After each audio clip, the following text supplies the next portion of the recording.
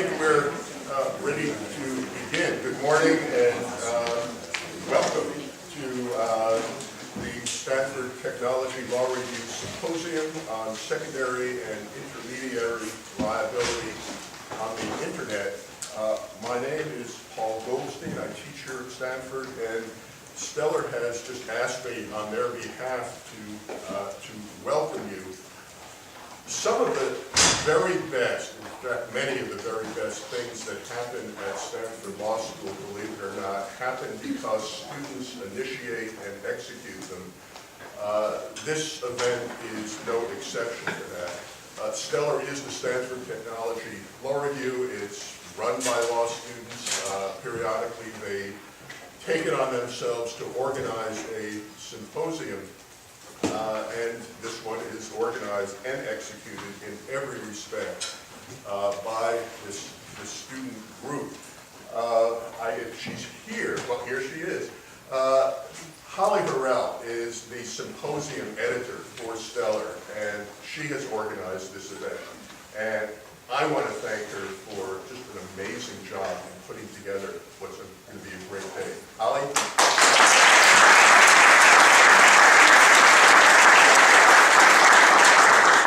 And if you have any problems, and of course, Holly is the one you should speak with.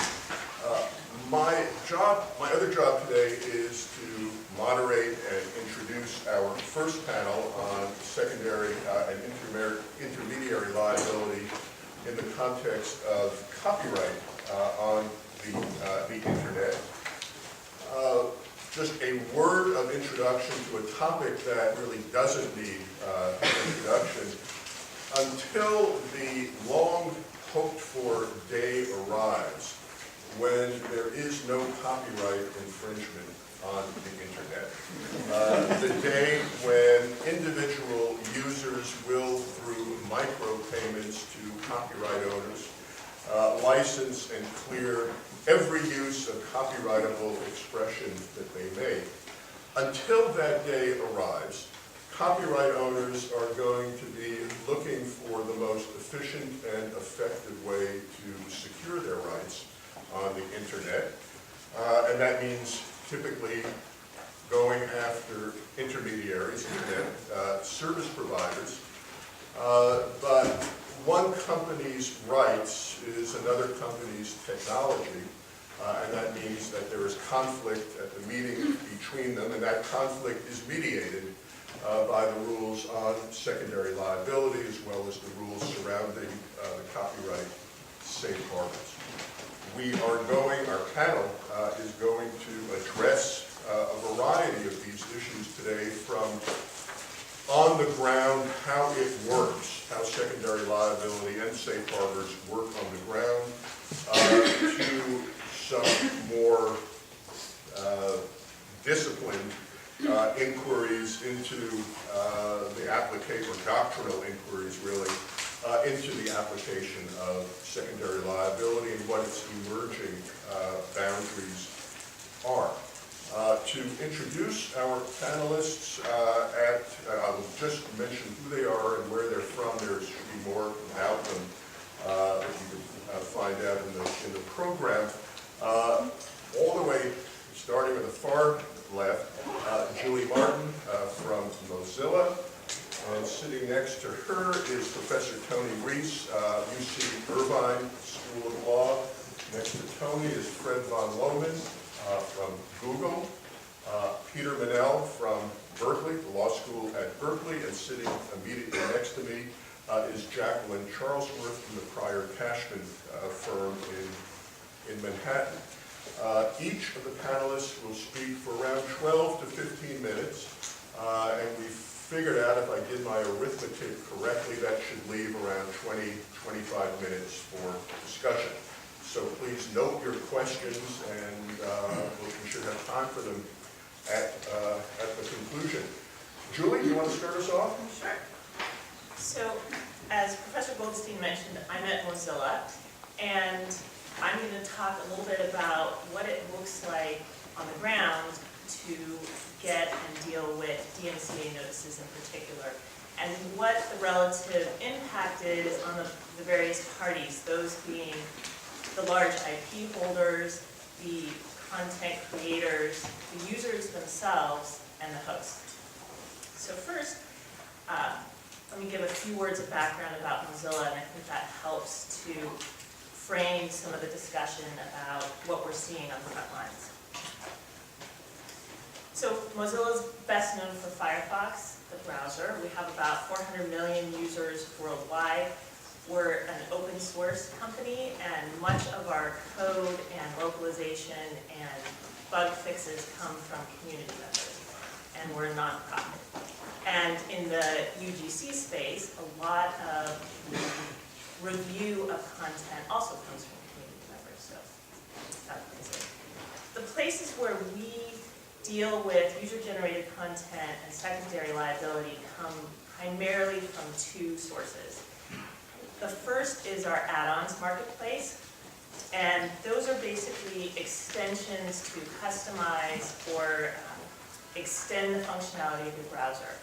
They're incredibly popular, and we have about 12,000 add-ons created by individuals, companies, and they've been downloaded over 2.4 billion times. The other area where we see a lot of user-generated content is in our personas gallery, and those are artistic skins that you can put on your browser that basically go at the top about a centimeter of your browser frame and the bottom maybe half a centimeter high. And they allow you to have colorful designs, maybe a rainbow flag, some daisies, a political cause, your favorite rock band, so that your browser is not just gray and boring. In those, we have about 230,000 personas that have been created. They're created by users, by NGOs, by corporations, but primarily we see that our personas are created by individual users, and I think that's an interesting fact because I think part of what makes the web so webby is the fact that it has contributions from so many different people, and that things like personas give people access to much more content than we ever saw before we had the web, where access to consumers was much more limited to larger companies with more resources. So I think that's why intermediary liability is a really important issue for keeping the web in tune with sort of its fundamental qualities. Okay, so with that context, what happens at a company like Mozilla in terms of secondary liability? So I'll start with the impact on the large IP holders, which I think is also appropriate because particularly in DC or in treaty discussions in Brussels, a lot of the policy discussion is driven by large IP holders and a concern about infringement and rampant piracy and belief that this is, destroying the rights and the investments of big companies. So what do we see, at least at Mozilla? First of all, we also heard before we launched personas a lot of concern that there would be rampant, infringement. People would be ripping off people's designs and artwork and putting it up. What we found is out of the 242,000 pieces of UGC that we host in these two places, only 650 pieces of either code or designs have been the subject of a takedown request. So that's only about 0.25%, so a very small number.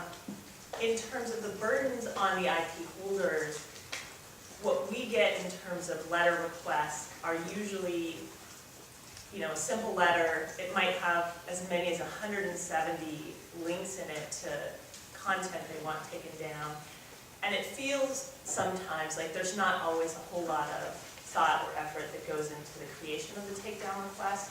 So for example, we will get requests from a large studio in Hollywood that will identify, say the studio has rights to the show The Simpsons. We've gotten requests to take down a soccer club's persona where the coach's last name is Simpson. And some of the personas they want taken down were actually created by their own affiliates. So it's something that seems like it gets generated rather quickly and sent to us. Oftentimes they're also targeted at personas that don't have a lot of users. And I should also say, here are my examples, a lot more of our takedown requests have to do with personas as compared to the add-ons. We've had a lot fewer there. In terms of what regions of the world most actively make takedown requests, we find that the majority of our requests from large IP holders come from Japan, Hollywood, Italy, and the UK. We do get a lot from individual creators, not a lot, but we do get some. They tend to be very different in nature, and they'll often come with several paragraphs of narrative of how someone created something and why they think someone's infringing. And they often are targeted to one or two posts, usually. And interestingly, in terms of specifics, like I said at the beginning, we were wondering what are we going to see? Is there going to be a ton of activity in the takedown area? In the beginning, we got a string of individual requests targeted to Aurora Borealis designs. That was kind of the hot thing. So not at all what everyone was afraid of in terms of the gloom and doom. So that's the large IP holders. The next group that I wanted to talk about what they're experiencing, at least vis-a-vis Mozilla, is the content creators, the folks who create add-ons or personas designs and host them on our site. So I guess the first question is, what are the putbacks looking like? And we don't know because we've never gotten one. Even in those cases where people contacted us and said, hey, my last name's the same, or your affiliates, they did not opt to do a putback request. So while I don't know what people are thinking that are connected with the 600 and, what did I say, we've gotten exactly 650 pieces of content, it certainly suggests that the balance of the burden to put a putback request is much higher for those individuals, especially, like I said, some of them have contacted us and said they were outraged and it's unfair, and on the face of it, it certainly seemed to be the case. Okay.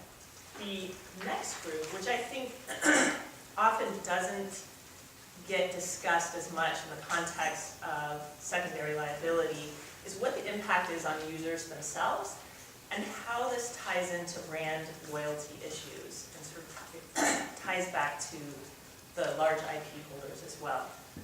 And I think to really do a good job as a lawyer around intellectual property law, particularly in this case, requires a bit of a deeper analysis of what the impact is of taking steps, for example, to do a takedown. I can say that with 100% success, when companies have called us first or talked to us about issuing a takedown request, they've decided in the end not to do it. And the reason is because of the impact, at least I think in the discussion that I have with them, is what the impact is on their users. Because these designs, if you think about the personas, I'll use the example of Harry Potter, because Warner Brothers actually created one, a Harry Potter persona, and put it up. And the reason is, you've got users out there who every minute they're on their browser have your image or your logo or your artwork in front of them. And so it's tremendous for building brand loyalty. And conversely, if you send us a takedown request, we have to contact the individual who loved, and I use Harry Potter like I said, they didn't actually submit a takedown request, but say a user said, I love Harry Potter so much, I want to create a persona so everyone can see this image while they're on their computer.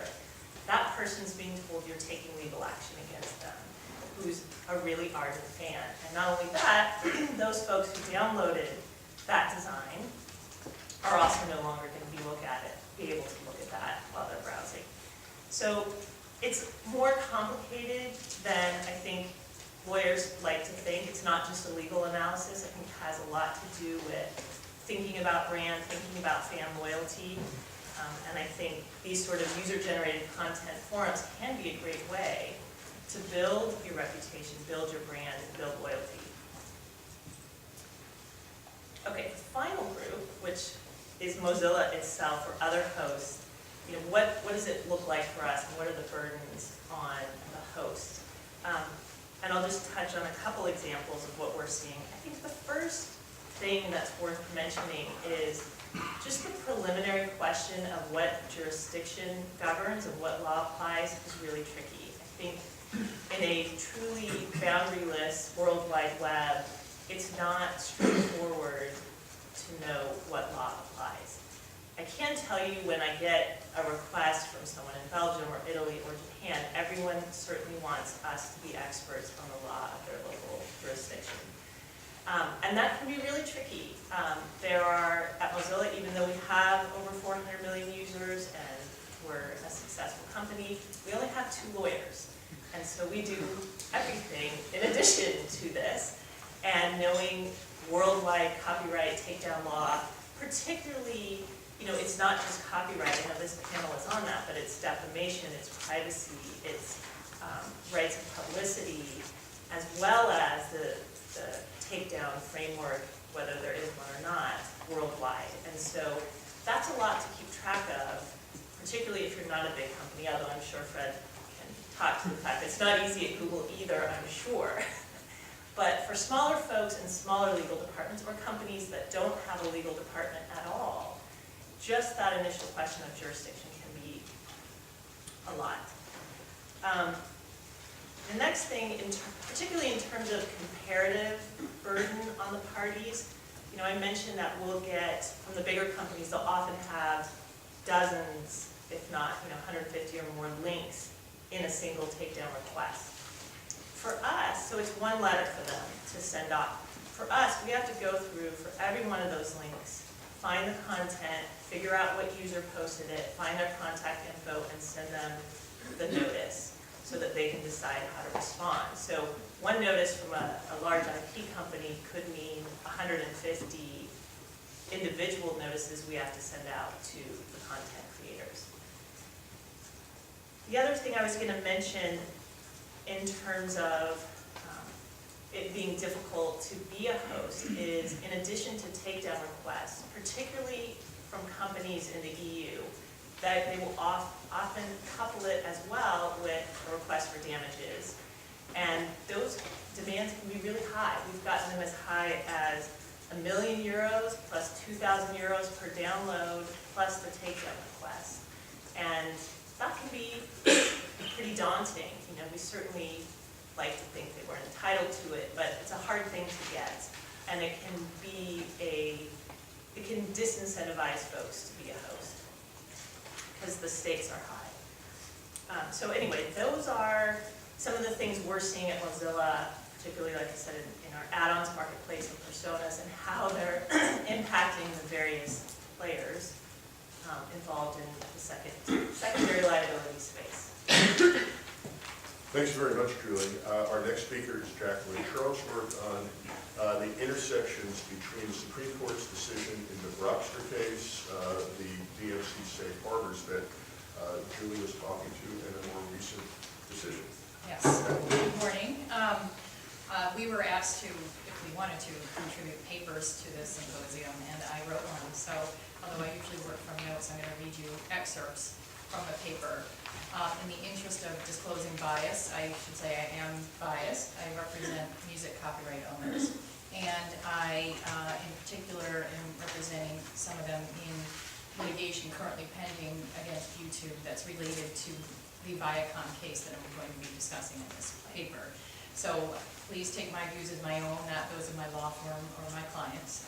This is my thinking, and it shouldn't be attributed to them. Here we go. To me, it seems we're having another Grokster-type moment in the law.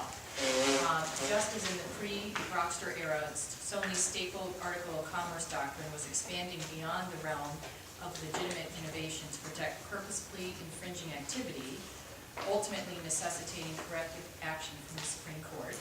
So too, the DMCA safe harbors, as construed in the recent Viacom decision in the Southern District of New York, and by some other courts, are threatening to swallow the very principles of secondary liability they were meant to incorporate. With respect to inducement of infringement liability in particular, at least one recent decision, Columbia Pictures Industry, Inc. versus Fung, has recognized the inherent conflict between DMCA immunity and Grokster culpability. According to Judge Wilson, who notably is the same Judge Wilson whose grant of summary judgment in favor of the Grokster defendants at the trial level was ultimately reversed by the Supreme Court in the Grokster decision, a finding that a defendant induced infringement necessarily renders that defendant ineligible for the Section 512 safe harbors. After briefly reviewing Fung and Viacom, I'm going to turn to Grokster to demonstrate, I hope to you, how the core principles of that case should guide judicial engagement with the DMCA safe harbors. In Fung, the defendants operated a series of websites that permitted users to download copyrighted movies, television shows, and other matter. The undisputed facts on summary judgment established that the defendants advertised the availability of infringing content which was offered up in browsable categories on their sites. They provided technical assistance to users, and they failed to even attempt to implement a filtering mechanism. The court found that the defendants' periodic posting of lists of copyrighted content, such as top-grossing films, not only sent a message of infringement, but stimulated further infringement. In addition, the defendant Fung had made statements indicating that he was personally aware that his site facilitated unlawful activities such as, quote, "They accuse us for being thieves, and they are right." As additional evidence of inducement, Fung's business model was premised on the draw of unauthorized content, which increased advertising revenues. Addressing the question of whether 75% versus 95% of the content on defendant's site was infringing, the court noted that the precise percentage was irrelevant. What mattered was that the defendant's users had infringed on a significant scale. Based on this record, the Fung court concluded that the defendants had engaged in purposeful, culpable expression and conduct aimed at promoting infringing uses of their websites and were liable for inducing infringement, under the Grokster standard, that is. The defendants, however, argued that their copyright-inducing activities were immunized by 3 of the 4 DMCA safe harbors, Section 512A, which addresses transitory communication, digital network communications, 512C, which is information residing on systems at the direction of users, and 512D, information location tools. Judge Wilson opened his analysis of defendants' Section 512 safe harbor defense by observing, in many ways, the Digital Millennium Copyright Act is simply a restatement of the legal standards establishing secondary copyright infringement. In many cases, if a defendant is liable for secondary infringement, the defendant is not entitled to DMCA immunity. If the defendant is not liable for secondary infringement, the defendant is entitled to DMCA immunity. The two sets of rules do not entirely overlap, but this framework is helpful for understanding the Act's statutory text and structure. The court determined that Sections 512A and C did not apply since the defendants had acknowledged that the infringing material did not pass through or reside on their systems. But more than that, the plaintiff's claims were, quote, premised on active inducement of infringement, not passive transmission or storage of infringing material. That is, by definition, inducement of infringement could not qualify as the type of passive activity protected by the safe harbors. Turning to the 512D defense, which again is the information location tools, the index function that the defendants offered, the court concluded that the same evidence that established the defendant's liability for inducement, which the court dutifully cataloged again in its opinion, also established their willful ignorance to ongoing infringement. In light of this evidence, the only way for defendants to have avoided actual knowledge of the violations they were causing would have been to engage in willful blindness. Because either state of knowledge, actual or willfully blind, is disqualifying under Section 512D, the safe harbor cannot apply. And here's the language from the Fung opinion. I know Professor Reese is going to be commenting on this as well. Judge Wilson said, inducement liability and the Digital Millennium Copyright Act safe harbors are inherently contradictory. Inducement liability is based on active, bad faith conduct aimed at promoting infringement. The statutory safe harbors are based on passive, good faith conduct aimed at operating a legitimate internet business. So, this brings me to the next decision, which I'm going to use as a counterpoint to Judge Wilson's thinking in Fung, which is the recent Viacom decision. At the other end of the spectrum, the recent decision in Viacom stands as an example of the court's own willful blindness to the problematic activities of a service provider. In Viacom, the court, relying on a novel and expansive construction of Section 512 safe harbors, simply declined to review the substantial record compiled by plaintiffs concerning YouTube's activities, or even to hear oral argument from the parties, before granting summary judgment to the defendants on the applicability of the GMCA safe harbors. To cite just a few examples of the evidence presented by Viacom, one of YouTube's founders objected to the removal of infringing material from the site because, quote, if you remove the potential copyright infringements, site traffic and virality will drop to maybe 20% of what it is. YouTube executives suggested a plan to pay lip service to copyright law by removing only some infringing material from their site. That way, the perception is that we are concerned about this type of material and we're actively monitoring it, but the actual removal of this content will be in varying degrees, and so forth. When Google acquired YouTube for $1.65 billion in 2006, it candidly referred to its expensive prize as a, quote, video Grokster and rogue enabler of infringement that was completely sustained by pirated content. So that's some of the evidence that was presented by Viacom to the court that the court did not really grapple with in its decision.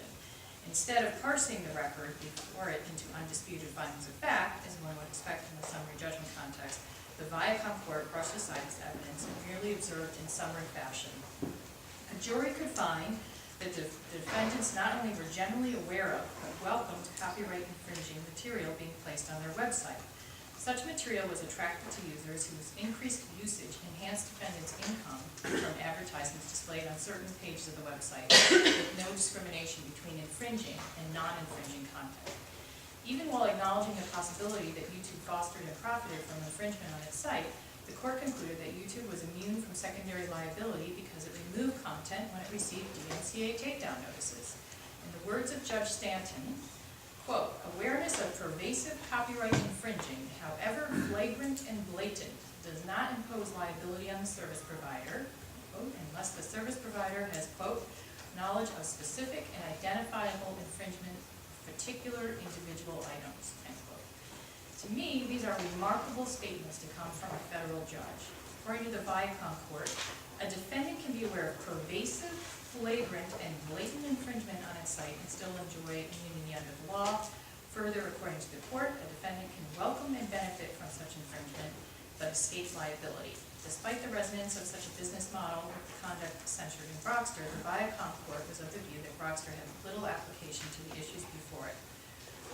The court exonerated YouTube's behavior because YouTube, unlike Grokster, removed specifically identified infringing material when it was posted.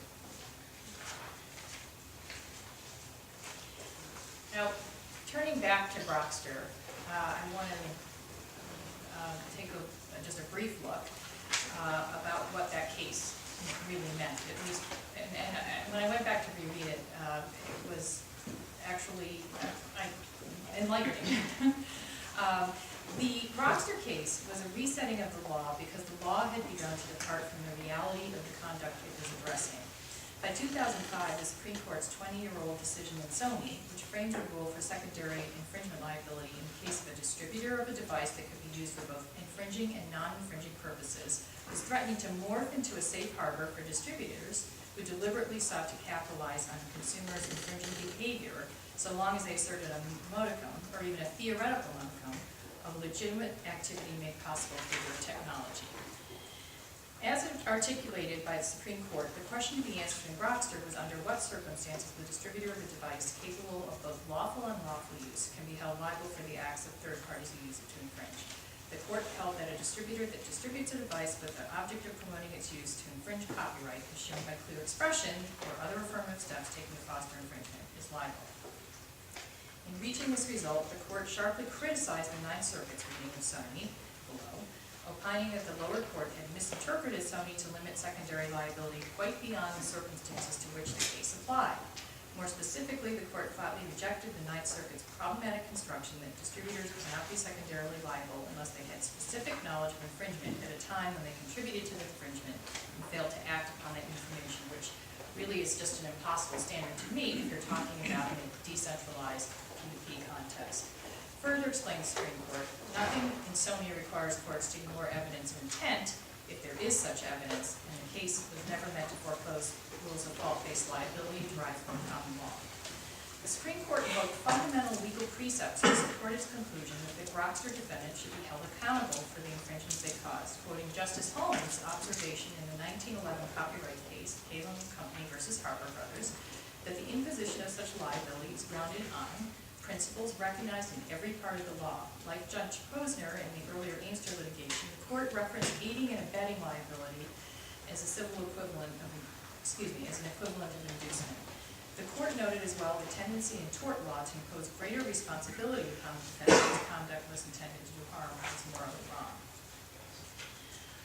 And notably, Justice Kennedy underscored the court's concern with the unlawfulness of the conduct when he commented during oral argument in Grokster that, quote, from an economic standpoint and a legal standpoint, it sounds wrong that unlawfully expropriated property can be used by the owner of the instrumentality as part of the start of the capital for his product.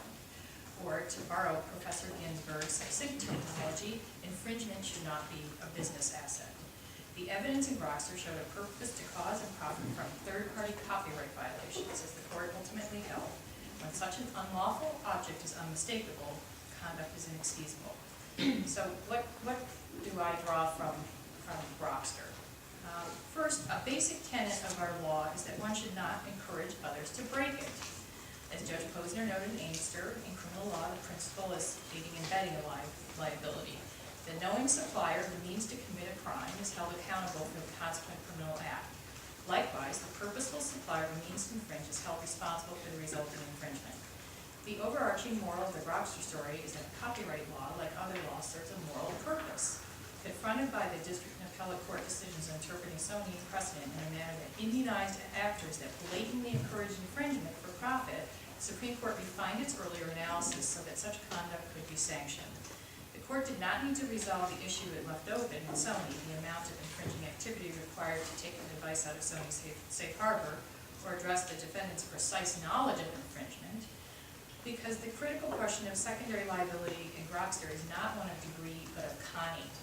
Whether the defendant has engaged in culpable behavior by promoting unlawful activity.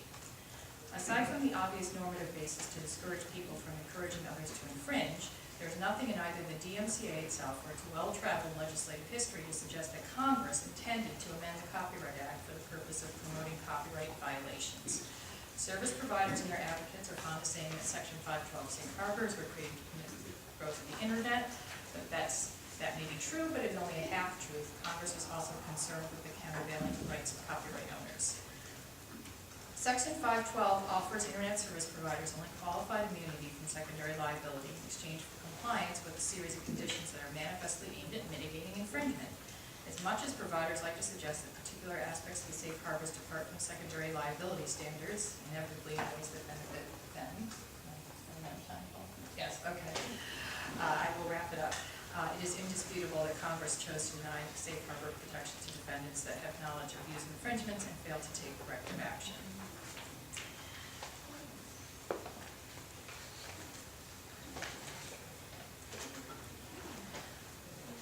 I think I will skip ahead and just conclude by saying that in addition to rejecting an item-specific concept of knowledge, the Supreme Court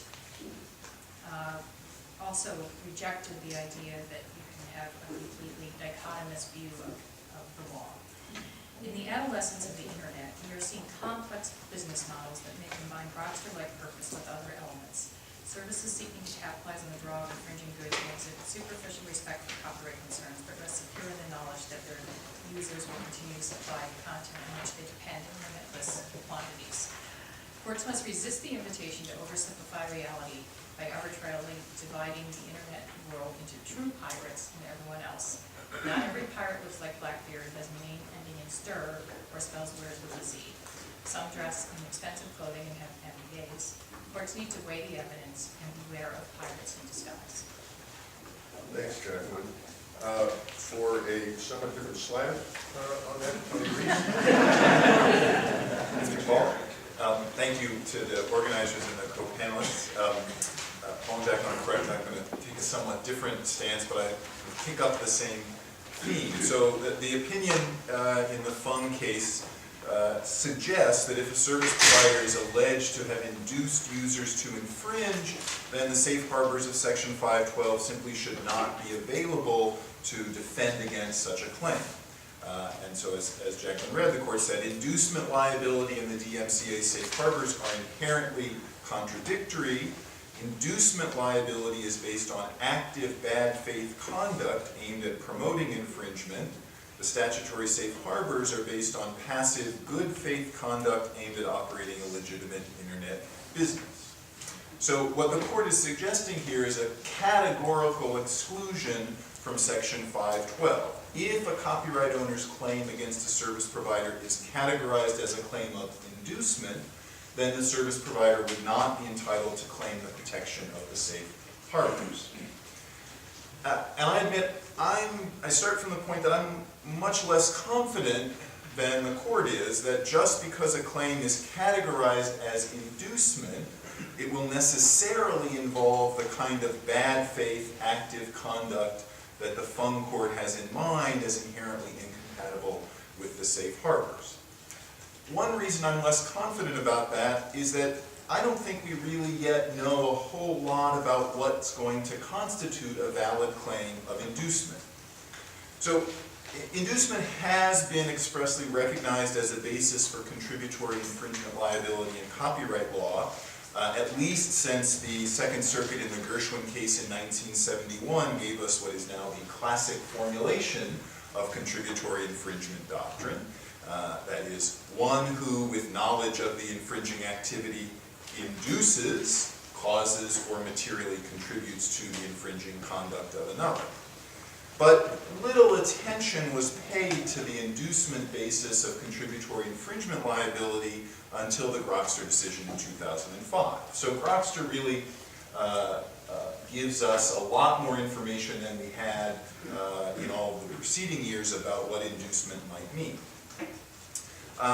And of course, as Jacqueline says, the Grokster case is specifically in the context of the distribution of what I would call a dual-use technology, a device that is capable of both infringing and non-infringing uses.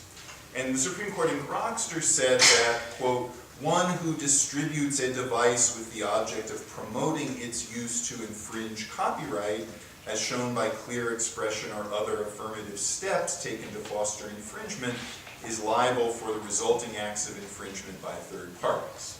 End quote. So that's the inducement claim as articulated, the scope of inducement liability as articulated by the Supreme Court.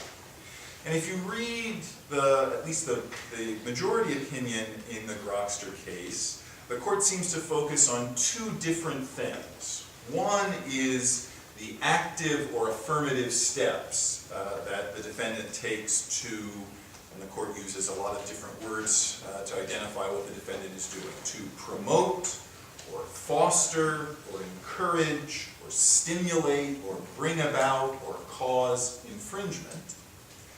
And the court is focused on, and again it uses different words, the intent, or the object, or the purpose with which the defendant acted, and what constitutes sufficient evidence to establish that intent or purpose. But I think it's important to note that Grokster has really just set us off down a path that lower courts are just now beginning to follow of elaborating what are the contours of this inducement claim, of adapting it beyond the Grokster context of distribution of a device that's capable of both infringing and non-infringing use. And that elaboration and adaptation and development is just beginning. And frankly, not all of the early steps that courts have taken down that path offer, I think, good reason to believe that the inducement claim will necessarily be limited to the kind of active bad faith conduct that the Fung court has in mind as grounds for its suggested categorical exclusion. So, for example, in 2007, the Ninth Circuit said, quote, under Grokster, an actor may be contributorily liable for intentionally encouraging direct infringement if the actor knowingly takes steps that are substantially certain to result in such direct infringement.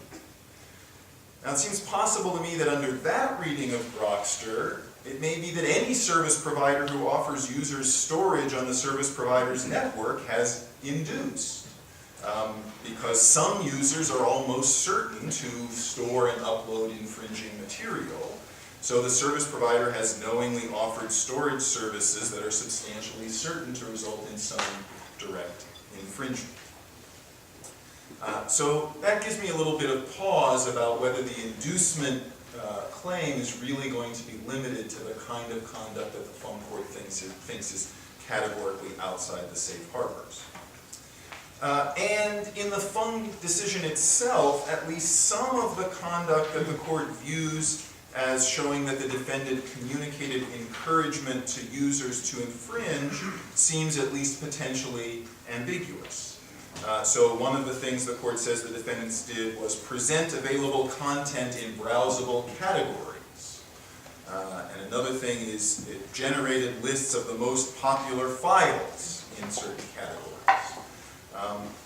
Those seem to me potentially ambiguous kind of conduct that I could imagine lots of service providers who the Fung Court might think were engaged in good faith activity to build a legitimate internet business might be engaged in.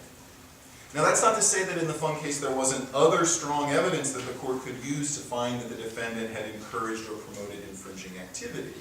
But it does give me pause again about what conduct by a service provider will be viewed as fostering infringement, and whether that conduct will really be the kind of clear evidence that the service provider is a bad actor that I think the suggestion for a categorical exclusion is based upon. And indeed, I think the Grokster Court's own discussion of evidence of intent might also give us pause. So many of you will recall that in the Grokster case, the Supreme Court that said because the defendants made money by selling advertising space, and because the more the software was used, the more advertising they could sell, and because infringing use was high volume use that created the opportunity to sell more advertising space, therefore, the more infringement that occurred, the more ads the defendants sold, and the more money they made. So that this business model of selling advertising to make money was, in the court's words, a complement to the direct evidence of unlawful intent, although the court was then quick to say that it wouldn't alone justify inferring that intent.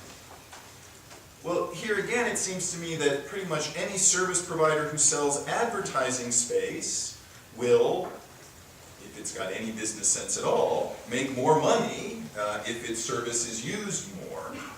And it seems to me that it's possible that we could say infringing use will always increase the use of the service because it's being used for the infringements in addition to whatever non-infringing use. So infringing use, therefore, will allow for more advertising sales. So here again, I think we might worry that courts will essentially weigh any service provider's ad-based revenue model as an indicator of unlawful intent. So those are a couple of the reasons why I'm less sanguine than the Fung Court that if a service provider is accused of inducement, that claim will necessarily involve active bad faith conduct, such that we shouldn't even bother to see whether or not the Section 512 safe harbors apply. Instead, I think there's some risk that conduct that would and perhaps should be protected by the safe harbors will be characterized as inducement. Now, the risk on the other side, of course, is that if courts don't adopt a categorical exclusion, then service providers who do take affirmative steps to encourage or promote or foster infringement by their users might be shielded from claims of contributory infringement by inducement by appeal to the safe harbor. And here I'll just say that I think Section 512 already contains provisions that should exclude those kinds of service providers from its protections. Most importantly, a service provider who actively encourages users to infringe, it seems to me, will most likely be, quote, aware of facts or circumstances from which infringing activity is apparent, unquote.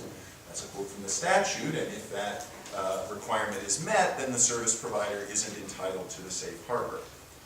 To the extent that courts view this as a red flag test, did the service provider see a red flag indicating infringement? And it seems to me that if you have a service provider who has taken affirmative steps to encourage infringement, the service provider will have essentially planted the red flag itself and will not be in a very good position to deny that it wasn't aware of that red flag.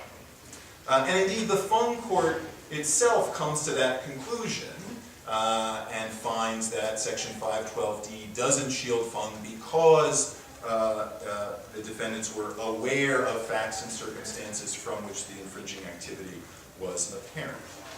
So that means that Fung's suggestion of a categorical exclusion is in fact just that. It's a suggestion, it's dictum.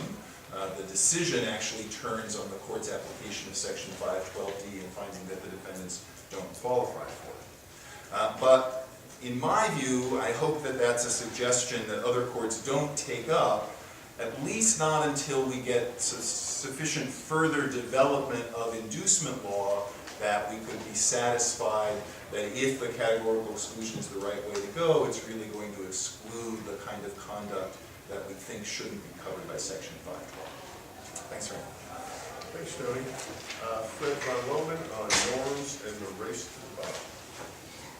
So this is a difficult panel for me.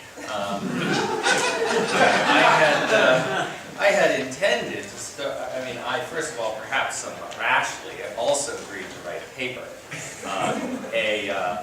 Yet another object lesson in you will agree to anything 8 months before it's due. So I had thought I would come and speak not on behalf of my employer, but rather as a sort of interested party with a paper to share. But I find myself completely unable to just do that in light of the conversation we've had already. So I will start by speaking for my employer, and I'll let you know when to stop and shift back to the other position. So this is fascinating discussion about which, of course, as having been one of the counsel in the Grokster case, I have some views on that. And now being at Google, where, among other things, I work on the DMCA compliance part of the company, I have views on that too.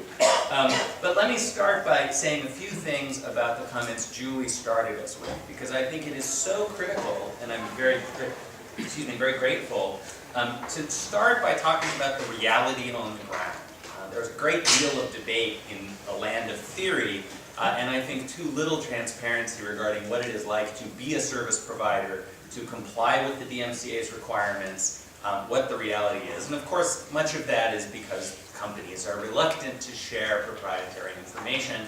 But from my perspective, and I think Google has for a long time now been a leader in trying to be transparent as much as it can, more than many others in the field, about these practices. And I'm really grateful that Julie is also willing to share some of that, because a little bit of that empirical reality goes a long way. So on this point, I would call anyone who's interested their attention to a filing that we did with the Patent and Trademark Office in connection with their ongoing examination of copyright in the online environment, particularly focusing on intermediaries and the DMCA, an effort that's being led by Justin Hughes at the PTO. And in that, Google provides some information about what we face. So I was struck by your statement that you have received 650, was that a 650? Not that many notices, but total number of pieces of work targeted. Right. So probably a very small fraction of that. Right, 650 items targeted for DMCA removal. Google sees 3 million each year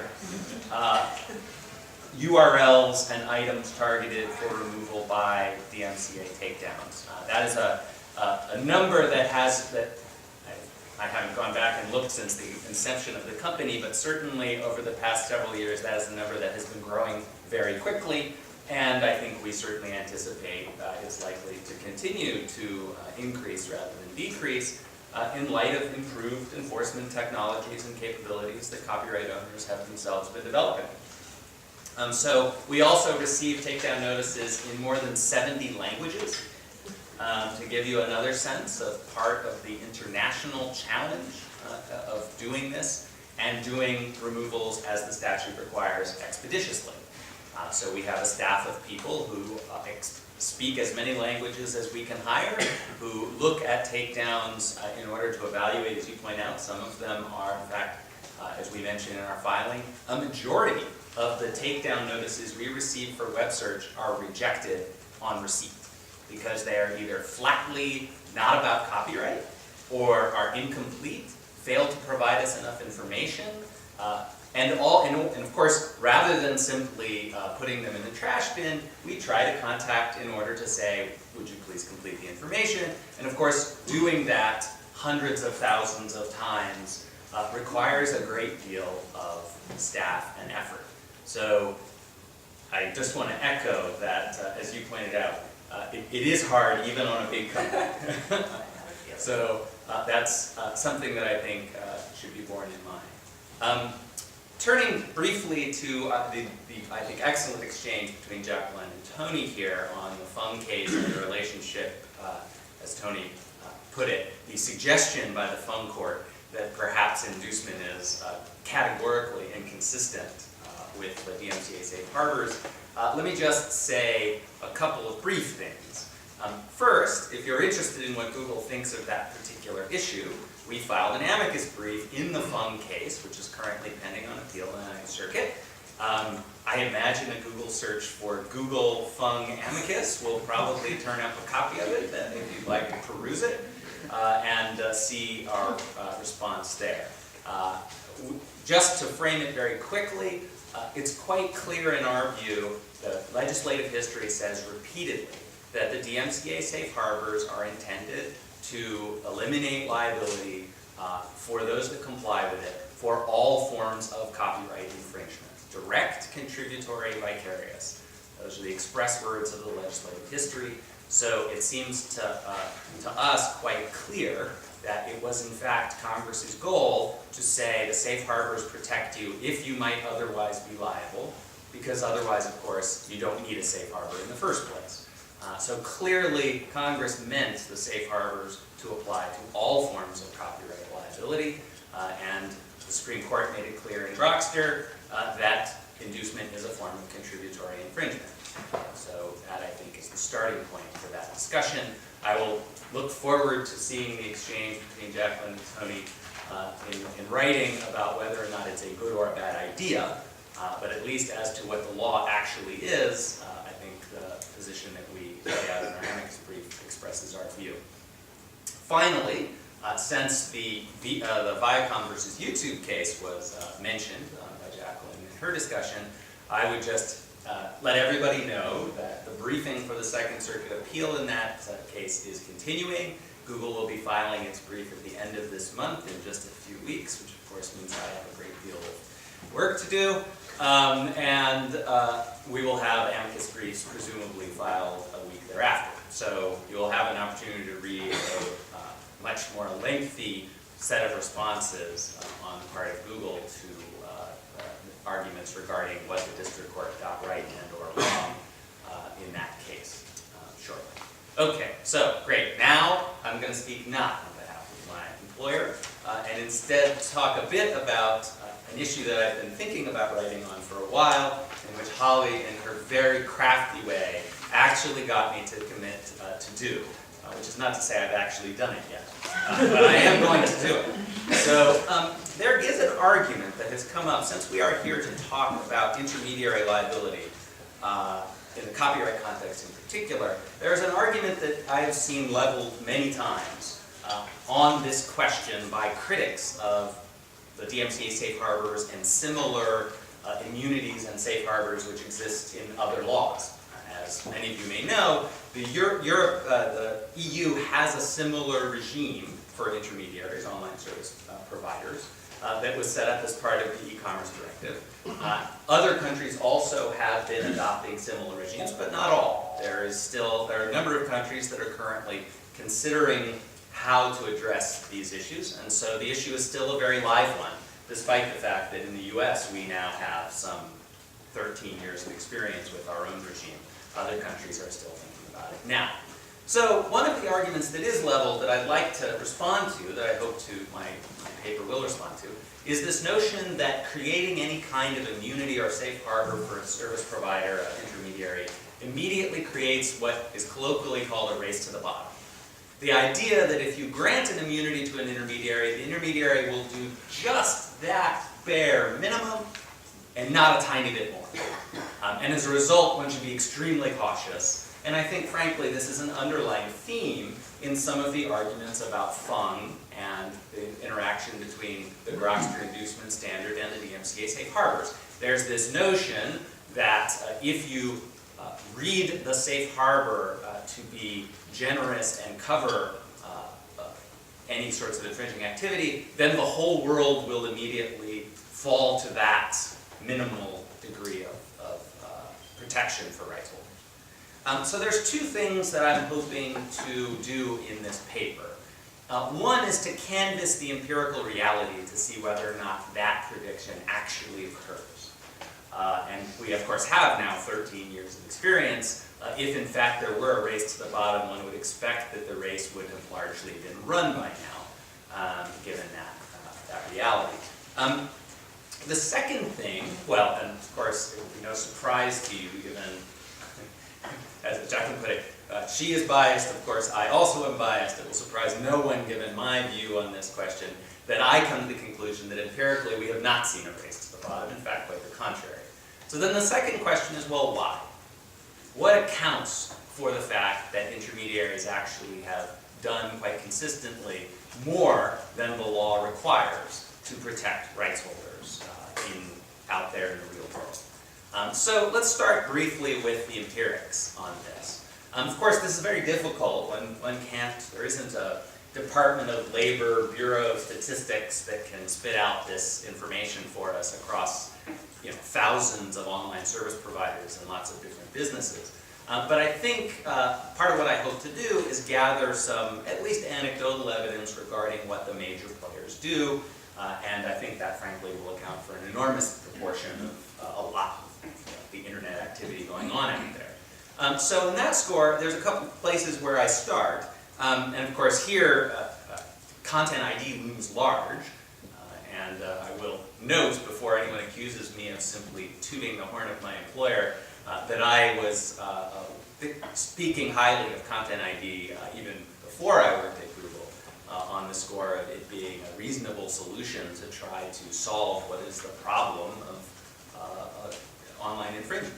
So Content ID, for those who don't know, a system deployed by YouTube after the acquisition by Google in order to automatically identify content that has been submitted, a reference file has been produced on behalf of the copyright owner, and then we compare that reference file against user submissions as they are uploaded. Again, to return to the real world here a little bit on the ground reality, there are 35 hours of video uploaded to YouTube every minute. So we check, Content ID checks all of it as it's uploaded, and actually also goes back and checks all the hundreds of millions of files that have previously been uploaded in order to make sure that when new rights holders come in and submit reference files, we go back and survey the entire corpus to check to see if anything matching is in there. And the rights holder has the option to decide what to do when a match is discovered. So you can choose to block, in which case that video will not be made available on the service. You can choose to monetize, in which case the video will be made available, advertising will surround its playback page, and the rights holder will participate in that revenue. Or the third option is to basically get information about usage. So the same kinds of information that the uploader themselves would have, which countries, how many views, those kinds of things. What we found, interestingly, is the majority of the rights holders who use the system opt to not block. They either monetize or obtain analytic information.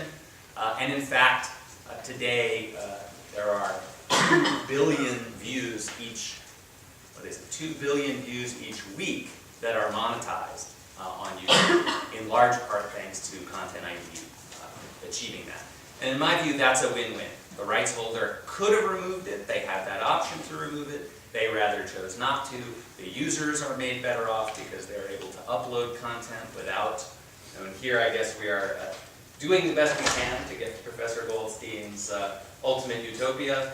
The user may not themselves have engaged in the microtransaction, but nevertheless the microtransaction has occurred. The rights holder has made that decision, is participating in the revenue. Often the user has no idea. But all they know from their side is they made a great video, they uploaded it, it's there, people are enjoying it. The fact that they used music or some other copyrighted work in it, to them is, that they just haven't noticed. But of course the rights holder is being compensated. So Content ID, Google has argued consistently that Content ID is not required by the DMCA safe harbors, is above and beyond the requirements that the safe harbors say quite specifically that monitoring is not required. Nevertheless, on YouTube, monitoring in the form of Content ID has been the rule for some time now. And in fact, Viacom, in its own filings in the Viacom case, have said they have no objection to YouTube as it has been operated in the wake of Content ID's deployment. So, great example there of not hardly a race to the bottom. In fact, arguably something quite different.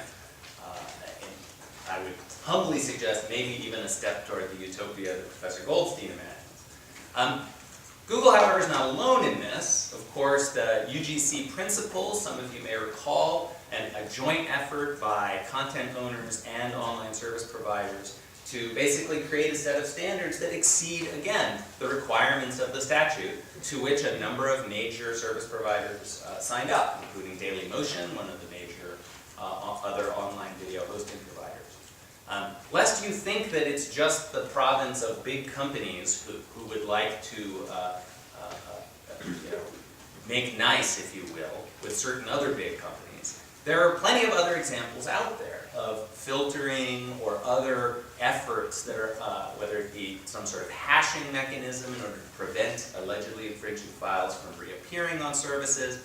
And perhaps the example that comes to mind here, although this is the difficulty of confirming these things given the proprietary nature of the information, but there is material in the press that suggests that Grooveshark, a company which is being sued currently by Universal Music Group in New York and has been viewed as something of a bad actor by some others in the music industry, Grooveshark ultimately obtained a license with EMI, one of the four major labels, and at least the press has noticed that suddenly Beatles tracks are no longer found on Grooveshark. Of course, the Beatles are a major property of EMI, which suggests, at least again, the press seems to be of the view that Grooveshark must be, in essence, filtering EMI's songs, at least some subset of them, pursuant to its license agreement in place. So, a few examples of the kind of above and beyond the requirements of the statute that, in my view, are quite common and probably account for an enormous proportion of the actual activity that most users are encountering online. Yahoo, of course, and others have also, Yahoo and Microsoft both, have said that they will either have or will deploy similar mechanisms for their video hosting efforts and things of that kind.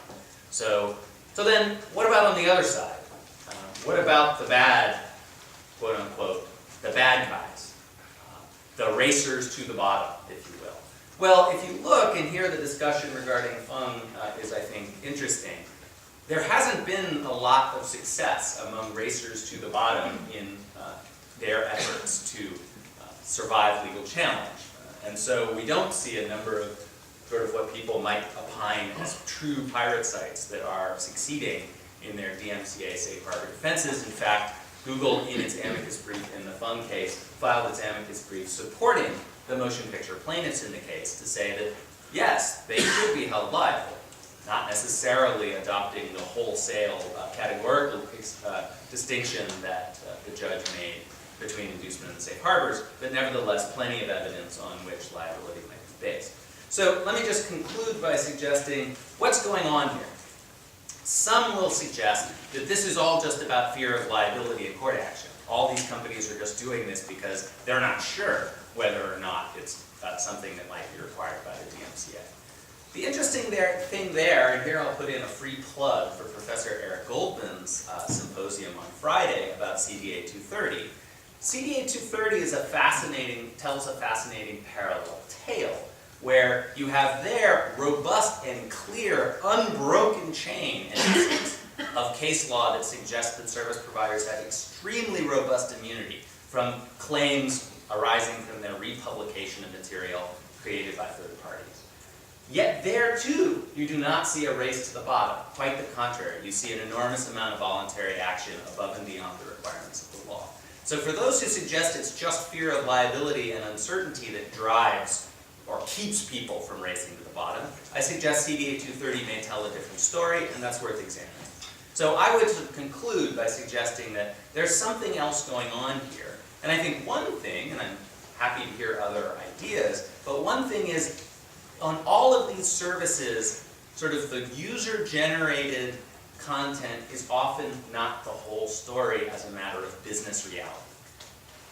If you're talking about YouTube, you're talking about other hosting providers, there are many reasons, business reasons, not legal reasons, not lawyer reasons, not litigating reasons, business reasons why companies would like to work out licenses in order to put licensed content on their services. And that itself exercises a very powerful influence. So lest we as lawyers think that merely the threat of cudgel is the only thing keeping people from behaving in a particular manner, I would suggest we should spend more time looking at the carrots in the environment and concluding from that maybe immunity is not such a terrible idea for service providers.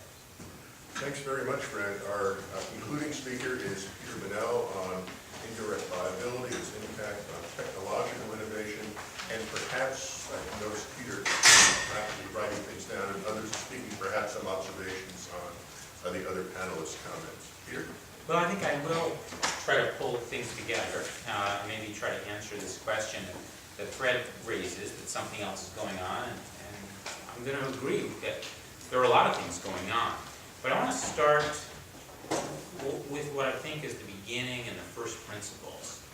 If we go back to the mid-1980s and we look at the Sony case, I think we can all agree, or at least I think there is fairly wide consensus, that the technology that Sony was putting out into the market was a technology that should not be blocked by court action. The way in which the court got to that conclusion is an unbelievable odyssey, and we don't have the time here to go into it. But ultimately they reached a patent law and chose a somewhat categorical rule. And what I would like to say is that I think the reason we're continuing to struggle with these issues is because that categorical rule has proven to be overbroad.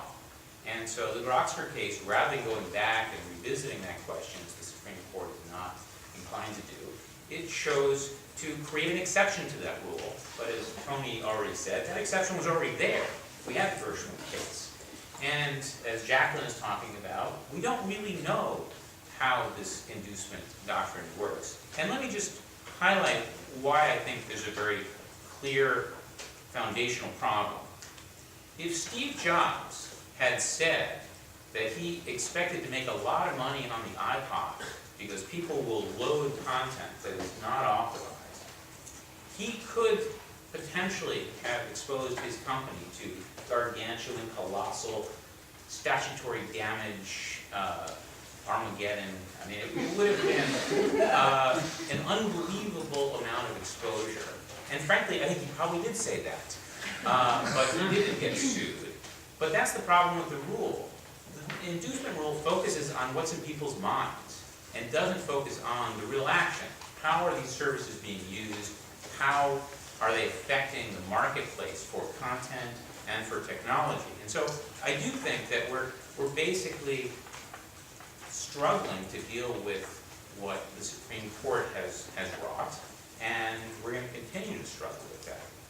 Relatedly, Congress in 1998 thought it was solving the problem of the digital millennium. Unfortunately, it was the last millennium. Within a year of the DMCA, we had Grokster, and we've now spent 12 to 13 years struggling with that technology. And I look at the landscape and I have to say, we are not able, because of our complex institutions, not able to really focus on the problem. So maybe we need to look at solutions that don't require us to deal with the big issue. Politics, the cost of litigation prevent us from solving the big issues. So where's the low-hanging fruit here? And maybe this is part of the process of getting to a more tolerable situation. Number one, the statutory damage regime is completely inappropriate for this age. And that's what's creating, I think, a lot of the concern and risk. And I think even people in the content industry would have to acknowledge that statutory damages never anticipated the kind of widespread activity that happens in the age in which we live. Secondly, and perhaps this would address some of the problems that Julie raised, I don't think there's any good reason for erroneous takedowns. Cudgels work in both directions. We ought to have pretty strong rules, sanctions against erroneous takedowns. When Professor Usher at Penn State University got a takedown notice and had to go through the process of hiring lawyers and dealing with that, that was completely inappropriate. And for the people at the RIAA who targeted him based on having the last name of Usher, it just seems to me, we should be, going to his door and giving him, lifetime passes to Disney World. There needs to be a remedy that discourages that kind of activity, because as, I think Fred can attest probably better than anyone else, these safe harbors or the takedown provisions can be misused. Okay, so there are probably some other low-hanging fruit out there, but at least trying to think about this at 20,000 feet is worthwhile. I think Fred makes a very good point about content ID, and I think content ID is a big part of the solution. It's much lower cost. If you're resolving things in the courts, you know things are broken. Content ID has essentially removed, I would say, high 90% of the issues involving YouTube. And Please tell why. well, no, but I thought Viacom has prospectively signed off on content ID. I guess it really is just in it for the statutory. So they are in for the statutory damages, and that's I think what's driving the unbelievable expense of this litigation. There's great exposure, and if you get rid of that exposure, I think you have a deal. And content ID is a model. The other thing that it has proven, and I think we've seen in other contexts, is that there are a lot of interesting ways to make money. One of my favorite examples of the dysfunction that's going on right now is that Guitar Hero is quitting. Now, when you think about that, you have to wonder, why would they quit? They're creating tremendous value for those legacy rock and roll bands. They are. And the problem was that Guitar Hero thought they should be able to use their stuff relatively inexpensively. When they tried to do a cover version of the Romantic song, they get sued. And now the Romantic should be paying Guitar Hero to to get back in business. And hopefully that will be the result of this. But why isn't it happening? Because there are some really difficult transaction costs in building these marketplaces with uncertainty. Everyone thought Guitar Hero was making money hand over fist. Turns out they weren't. It was not that robust a business model. So content ID is solving those problems. It's solving them in a way that reduces the transaction costs dramatically. And I think we can all be very thankful that the marketplace and business people are solving these problems. But that takes me to the part of my talk that Fred perhaps won't agree with. And I'm happy to have this discussion, and I'll reserve for him a minute to respond. The question that he raises, I think, is a false question. The race is the bottom. When we're dealing with digital markets, the internet, we only need a few rogue players to create pathology. GrooveShark is a very popular place where people go to get music. I was at a conference at Stanford recently. I sat at a table with Stanford law students. I went around the table and said, where do you get your music from? GrooveShark.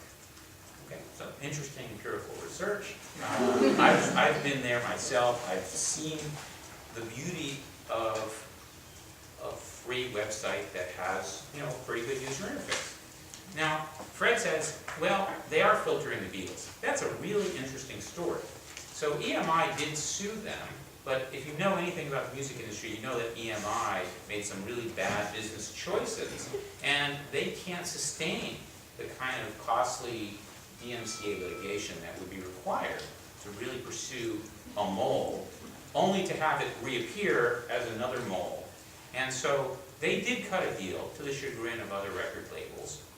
And one of the amazing parts of that deal is that now the Beatles are filtered out. You can still get cover versions of the Beatles, I'll note. But that to me says, so I was on a panel with Sam Tarantino and Fred's colleague and Carrie Sherman in August talking about this issue. And what does GroupShark say is the basis for their business model? Now their business model is essentially combining Napster and YouTube. So they host it and they call it user-generated content, but it's really just the music that their users have on their hard drive. But unlike Napster, they actually host, and they've succeeded in building a lot of momentum in that market. Now, Sam said, we think the Viacom case is why we can do this. Now it is, I think, the most rampant form of piracy out there in terms of how widely it's used and the way it operates. I don't think it should be permitted, but the major record labels don't want to sue it because they're worried about some adverse judgment.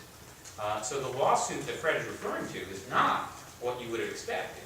It's a lawsuit in New York State Court for pre-1972 sound recordings. And that's just because people who are dealing with these issues are afraid of what courts would do. Now, fear produces some interesting effects. I think part of that fear helped Google to see the light to Content ID. Fred will deny that. But I do think that Before I got there. before it got there. But I think that one of the things we're seeing is the maturation of a business environment in which the major ISPs want to be partnering. They realize that the value of being able to deliver Modern Family over the internet is worth more than having lots and lots of truly user-generated content. They want to have both, and they can have both. And Content ID is enabling that marketplace, and soon we will have ubiquitous celestial jukebox. But what I will say is that until we can deal with the bottom-feeding activity, it will be a dysfunctional market. It will be a dysfunctional market because if you own Modern Family, you're going to be very careful about how that gets out into the marketplace because it's a very unsafe marketplace for a quality product like what they've produced. Even 2.5 Men will probably be looking through these markets. But the technology is there. The content companies and the ISPs, I think, want to get there. UGC principles and the Content ID are moving us in that direction. But one would hope that the net result of the kind of litigation that we're seeing with the Bung case and other cases will channel people in the right directions. And I would say right now, people are still polarized. I think there is going to be an effort to preserve the old version of the safe harbor because why not? If you're an ISP, it's a good safety valve. But why don't we try to put more energy into getting rid of that statutory damage title to discouraging the erroneous takedown request? Why don't we focus our efforts on really trying to bring those people together so that they're coming up with the celestial jukebox? That's all we can say. Thanks very much, Peter. These were just terrific presentations. Thank you very much. I'm going to take the moderator's privilege of asking one question and then open it up to others. I was feeling really good increasingly as the panel was proceeding. Fred had me lulled into, wow, everything is for the best of all possible. First, Oh, a world with such people in it. and the first part of Peter's presentation, and then Peter mentioned one word, and that was pathology. That all it takes is the pathological case on the internet to wreck the this also, but the question I want to raise for you is this. Pathology gets writ large in the international arena. This goes back to Julie's point about what's the applicable law. So even assuming the crunch of law and norms could be brought to bear on all pathological uses within the United States, given the global reach of the internet and the fact that one miscreant, somewhere in the corners, the reaches of the Ukraine, decides to set up a service that wrecks it all for the rest of us. What are the prospects for legal resolution at the level of law internationally? Paradoxically, although an increasing number of countries have developed mechanisms for safe harbors, the underlying rules of secondary liability are far less well-formed outside the United States than they are in. This is just not an area of liability that's blossomed under copyright laws elsewhere. Second, to the extent legal resolution can't be reached, what are the prospects for resolution at the normative level of behavior, not only by ISPs, but norms applied to content owners as well, and including within the notion of norms, content ID, the adoption of content ID protocols as a vehicle for filtering out and reaching a port on a global basis rather than on a local basis in the U.S. Anyone want to grab for that one? Well, I'm less pessimistic. It's ironic to me that we have Paul Holmes sitting in the audience, who wrote an article called The Myth of the Super User some years ago, in which he asks a very interesting question of, in what contexts can one bad apple spoil the whole bushel, and in what contexts does that not happen? And it's, I think, a very interesting topic. And so I don't leap to the conclusion that pathology is necessarily as tippy here as maybe some would guess. I do, however, think that the goal has to be, I think everyone agrees, has to be to enable legitimate markets to flourish and essentially crowd out the piratical, unauthorized, illicit alternatives. There's, of course, plenty of room to debate what's the best road to get us there.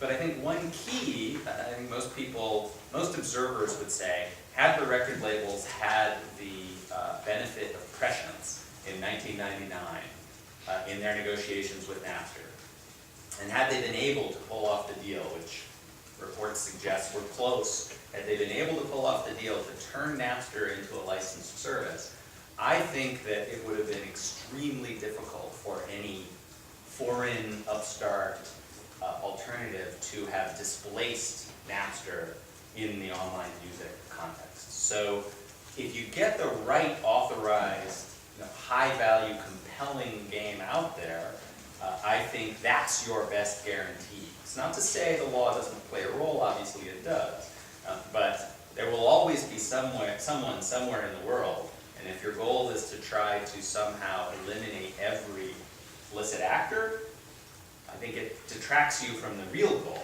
which is let's make sure the authorized marketplace is the real, sort of crowds out the others. And so, in my view, the safe harbors are an important part of that because it enables a lot of small players to get on their feet, put themselves in a position where they are able to, as you say, the natural progression is for people to want to work out deals to get larger and figure out licenses and join the market. And so I think we've struck a balance that is, I'm quite optimistic that it's headed in that direction. One hopes that we will move further along that course with voluntary measures rather than more laws, which I actually think will probably not solve the problem. Others? Okay. I'm not sure this really responds to you. I'm going to respond to Fred, I guess, on the last point. I mean, I do think that figuring out ways that are efficient to filter content is critical. Content ID, I think, is a very powerful tool. I just want to point out that didn't become available to Viacom, I don't think, until after they sued YouTube, and it's still not widely available to, for example, smaller music publishers, which is one of the issues in the companion case that I'm involved in. It's simply not currently an option for smaller music publishers. And so I think one of the challenges is figuring out how to get tools like that widely accessible, widely available without some of the legal restrictions and that go along with it. I also wanted to respond to, Google, gets 3 million takedown notices, I think you said a year, Fred. Those 3 million notices, who has to prepare them? This is a huge issue. People tend to think of content owners as the big record labels, and there's been plenty of remarks made about them. I actually don't represent them, I represent publishers, but please know that there are many, many struggling smaller music publishers, smaller record labels who simply don't have the resources to devote to finding their content and sending takedown notices every day. It's a hugely resource-intensive process. It is, I believe, more burdensome on copyright owners than it is in terms of responding to it. And so I think that any solution here really needs to look at what is the most efficient way to solve the problem. Who is the, I would say, cheapest cost avoider? In my view, it's the service.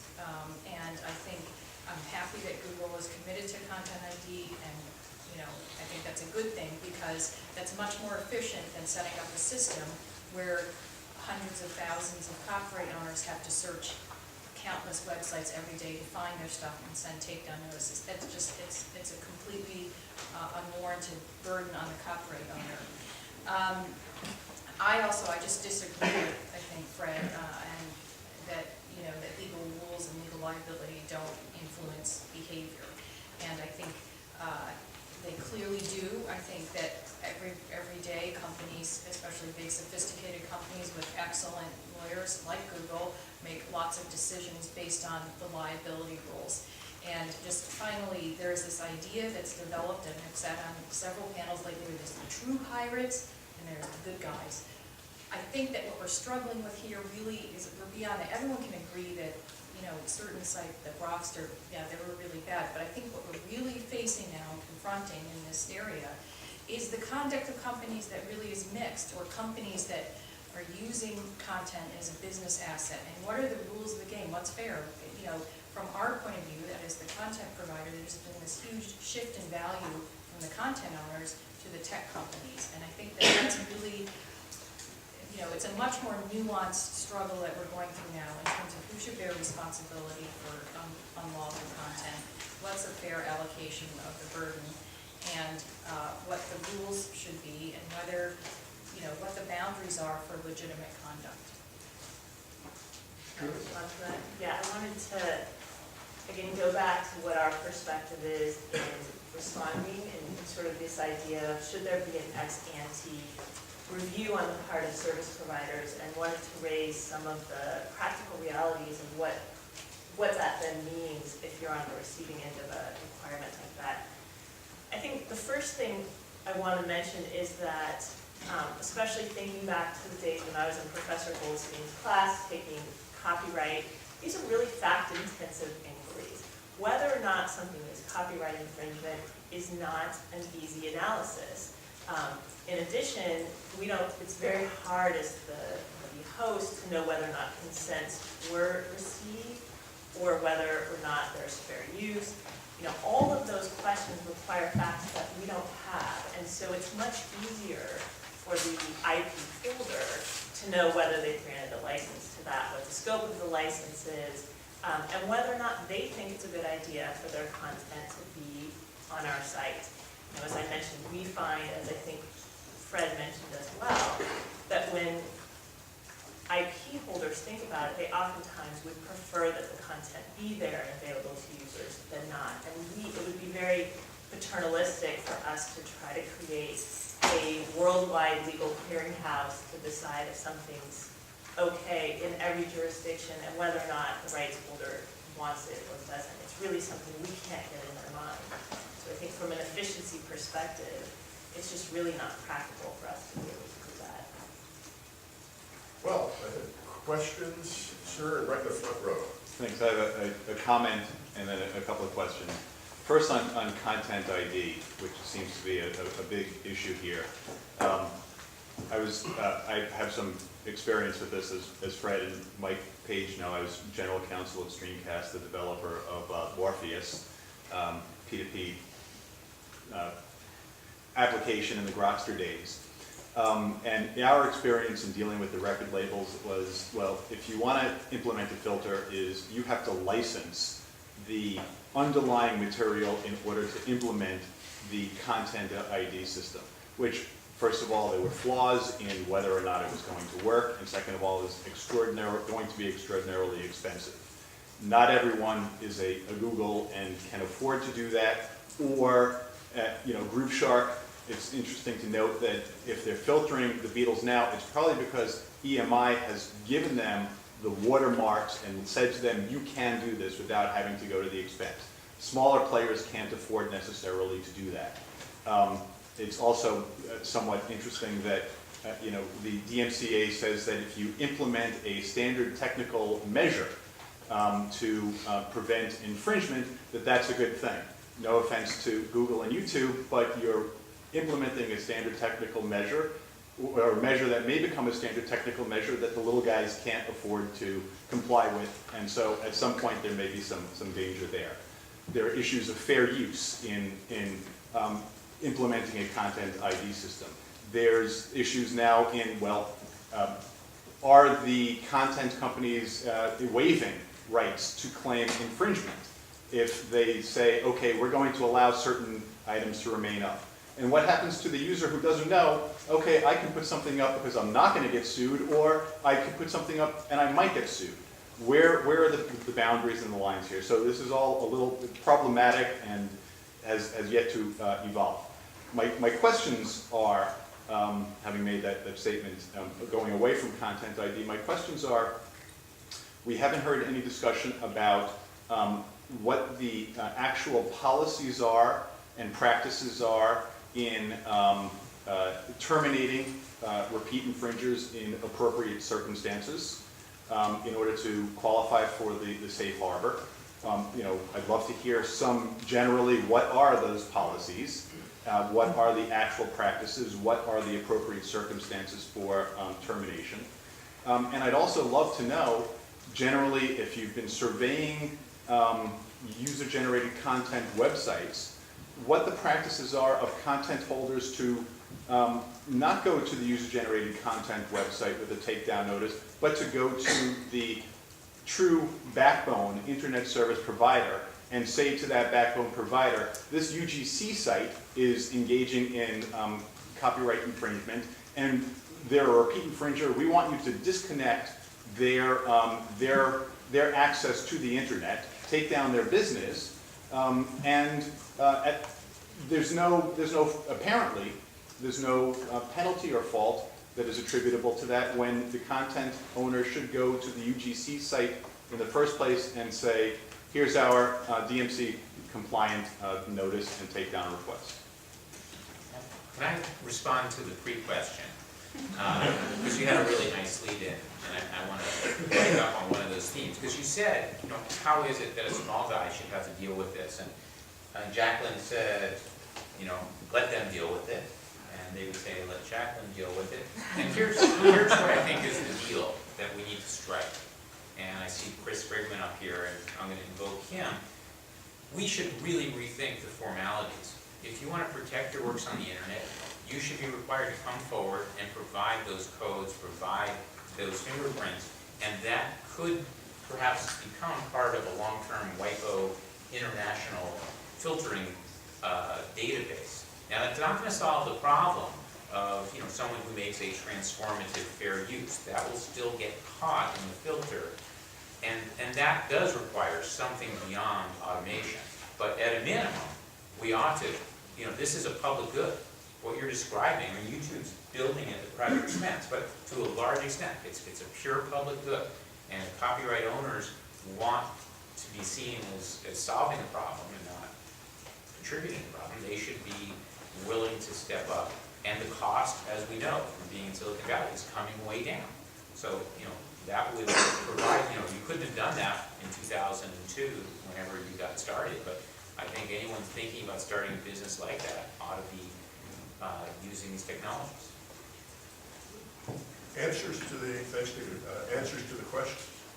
I'll make a few quick ones. I mean, first, Content ID has cost Google tens of millions of dollars to develop, so I'm very sensitive to the question of the YouTube of 2005 could never have afforded the kind of investment if that was required by law. So another reason why a legal mandate is a very different thing from allowing markets to try to come up with workable solutions for a particular context. On the repeat infringer question, YouTube has, as I think most user-generated content sites do, in essence, a 3 strikes policy. If there are 3 DMCA takedowns received for a particular user, that user's account will be terminated, which will mean they will, not only will the videos that have been identified be taken down, but in fact all their videos will be taken down. So that's an issue. The courts have not given terribly clear guidance on exactly what that means. I commend to everyone who's interested in doing a deep dive on that subject. David Nimmer wrote a very interesting article trying to unpack that provision a few years ago. And to my knowledge, one of the few sort of long examinations of that provision. But we try to do a 3 strikes policy on YouTube. We do it on a number of our other products as well. It does create some problems for users who are improperly targeted. So it's a challenge. Thank you. Mark McKenna? So I want to push you just to sort of develop a little bit. I mean, there's a real underlying baseline question here that we could sort of characterize in 2 different ways. So we might ask who's best situated to avoid the cost of infringement in a world in which we think the goal is to figure out a way to monetize all uses of products, right? All uses of content. Or we might say, actually, we don't need that world. All we need is a world that's adequate to provide incentives to create and distribute these things. And so if there's a lot of stuff that goes uncompensated, that's just not a big deal because we don't really need to worry about that. And so I want to just kind of separate out 2 threads because I hear both of them kind of animating all of you. One thread is who should bear the cost, but the other is what cost are we talking about, right? Are we talking about the cost of figuring out a way to get rid of all unauthorized uses, or are we talking about something short of that, and what is it that's short of that?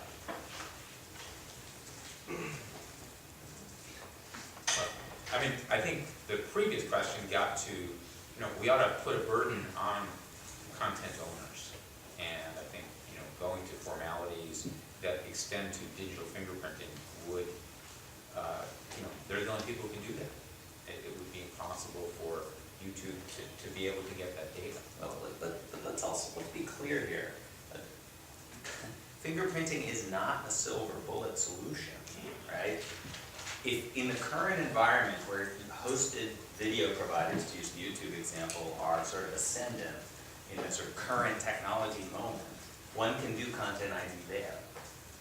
On a P2P network, for example, where all the content resides on end-user machines, where much of the traffic could easily be, is already increasingly encrypted, a filtering mechanism is essentially useless. So another reason why thinking the law can mandate a solution here is extremely unwise, because of course it's a dynamic system, and if one believes that there is, if there is demand going unmet in the legitimate market, that demand often will find expression somewhere. And if you think you're able to eliminate all of it with one technology, one answer, you're almost certainly going to be wrong about that. So, and I would, to answer Mark, I would start by saying the goal obviously is not to eliminate all unauthorized use.